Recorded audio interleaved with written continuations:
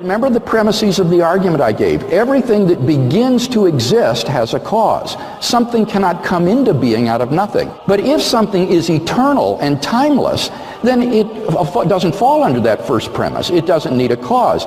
And the concept of God is the concept of an eternal, self-existent, necessary being, and therefore the answer is simply that God is uncaused. He is self-existent. Dear Dr. Craig, one of the objections which has been raised is the first law of thermodynamics, the rule that matter and energy can only be rearranged, or in other words, that matter is neither being created nor destroyed.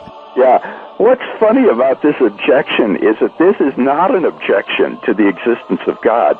This would be an objection to the Big Bang theory of the origin of the universe. It would show that the Big Bang theory of the origin of the universe is false, because according to that theory, all matter and energy, even space and time themselves, came into being at the moment of the Big Bang, and are therefore not eternal. They haven't always been there in the past. So if these fellows were right, all contemporary cosmologists who believe in the Big Bang theory of the origin of the universe would be contradicting the laws of thermodynamics, and that's hardly the case. Why?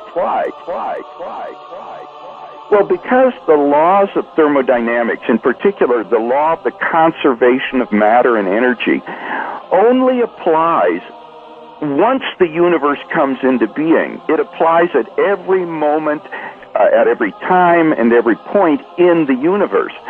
But it doesn't apply to the origin of the universe itself.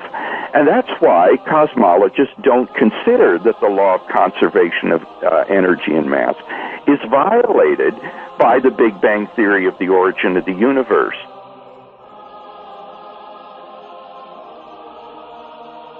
In fact, the atheist fellow mentioned the laws of thermodynamics.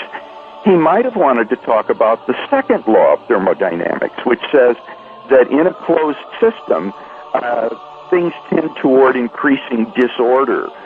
Now, the universe on the atheistic view is just a gigantic closed system, because it is everything there is, and there's nothing outside it. And what that implies is that given sufficient time, everything in the universe would grind down to a state of maximum disorder. So if the universe has existed for infinite time from eternity past, why is it that we don't find ourselves in this sort of thermodynamically disordered state? I think that the best answer to that is that the universe has not existed forever. It began a finite time ago in a low entropy condition, and the thermodynamic clock has been running ever since then. So the evidence of thermodynamics itself suggests that the universe and matter and energy are not infinite or eternal in the past, but had an absolute beginning. To remind ourselves of the argument again, we have premise 1, whatever begins to exist has a cause. Premise 2, the universe began to exist. And from that, we draw the conclusion that the universe had a cause. The universe had a cause. The universe had a cause.